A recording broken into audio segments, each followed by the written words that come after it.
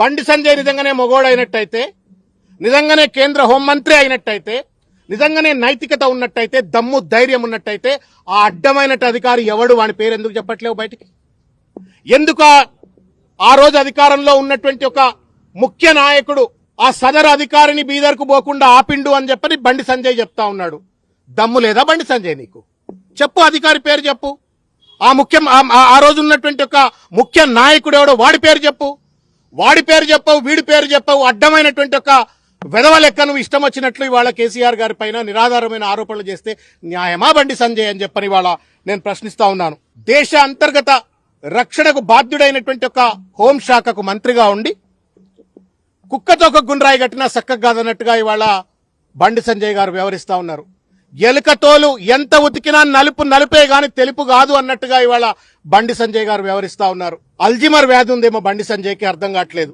Karimnagar corporator కాదు అయ్యా నువ్వు, కరీంనగర్ గల్లీ లీడరు కాదయా నువ్వు. ఢిల్లీలో పార్లమెంటు సభ్యుడివి, ఢిల్లీలో కేంద్ర మంత్రివి.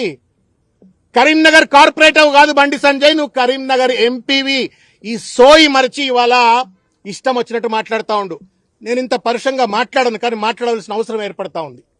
ఎందుకంటే ఉన్నతమైనటువంటి ఒక పదవుల్లో ఉన్న వాళ్ళు ఆరోపణలు చేసినప్పుడు ఆ ఆరోపణలు సహేతుకంగా రుజువు చేయవలసిన ఒక బాధ్యత వాళ్ళ పైన ఉంటుంది. వెనకటికి ఒక ఎర్రోనికి మల్లెపూ ఇస్తే ఎక్కడో పెట్టుకొని వాసన చూసినట్టుగా ఇవాళ అంత పెద్ద కేంద్ర మంత్రి పదవిని నరేంద్ర మోడీ కట్టబెట్టి, భారతీయ జనతా పార్టీ కట్టబెడితే ఆ పదవిలో కూర్చొని వాడెవడో అడ్డమైనోడు ఏదో చెప్తే ఇంకెవడో అడ్డమైనోడు ఇంకేమో చెప్పిండు అని చెప్పని అడ్డమైన భాషలో అడ్డదిడ్డంగా బండి సంజయ్ మాట్లాడుతూ ఉంటే నవ్వాలనా ఏడవాలనా సిగ్గుపడాలనా అర్థం కావట్లా. Bandi Sanjay is not an individual. Bandi Sanjay Bharatiya Janata party నాయకుడే కాదు, బండి సంజయ్ నా భారత ప్రభుత్వానికి కేంద్ర మంత్రి కూడా.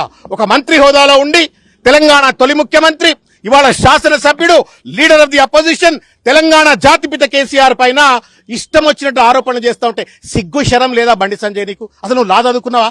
లా చదువుకోపోయి అసలు నీకు చదవచ్చా చెప్పు నాకు? నీకు చదువు రాదని అనిపిస్తా ఉంది. సిగ్గు ఎగ్గు లేదు బండి సంజయ్కి. వాడెవడో సన్నాసిగాడు చెప్పిండు అని చెప్పని మీడియా ముఖంగా అడ్డదిండగా మాట్లాడే ముందు పో, మెజిస్ట్రేట్ దగ్గరికి పో, పోలీస్ స్టేషన్కి పో, కంప్లైంట్ లాడ్జ్ చేయి. Who prevents you to stop the enquiry? ఎవరు ఆపుతా ఉన్నారు నేను బండి సంజయ్ ఎంక్వైరీ చేయకుండా?